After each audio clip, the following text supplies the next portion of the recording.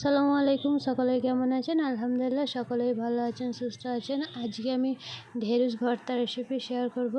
প্রথমে ঢেঁড়সটা সামনে পেছনে ভালো করে কেটে নিয়েছি। কেটে একটা বল দড়ি দিয়ে বেঁধে দিয়েছি। এটাকে এবারে ভাতের মধ্যে সেদ্ধ করতে দিয়ে দিয়েছি। ভাত হয়ে গেছে, ঢেঁড়সটা সেদ্ধ হয়ে গেছে। এরপরে এটাকে ভালো করে বার করে নিয়ে ভাতগুলোকে পরিষ্কার করে নেব। ভালো করে পরিষ্কার করে এটাকে একটু টুকরো টুকরো করে কেটে নেব, যাতে ভর্তাটা করতে ভালো করে সুবিধা হয়। তাই একটা ঢেঁড়সটাকে আমি 2 থেকে 3 পিস করে নিয়েছি।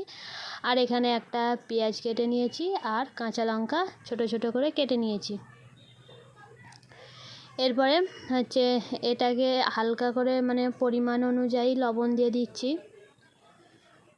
লবণ দিয়ে এবার পরিমাণ মতো অল্প করে ধনিয়া গুঁড়ো দিয়ে দিচ্ছি আর অল্প করে জিরা গুঁড়ো দিয়ে দিলাম।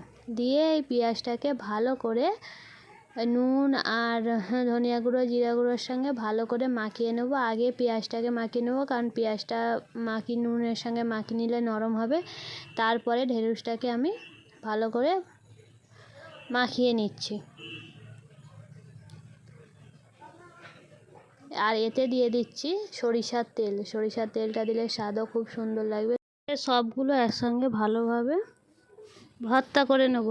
এটা তো গরম ভাতের সাথে খেতে খুবই ভালো লাগবে। আপনারাও এইভাবে বাড়িতে ট্রাই করে খেয়ে দেখবেন, খুবই সুন্দর লাগবে। একদম টাটকা টাটকা ঢেঁড়স আর ভর্তা করে গরম ভাতের সাথে।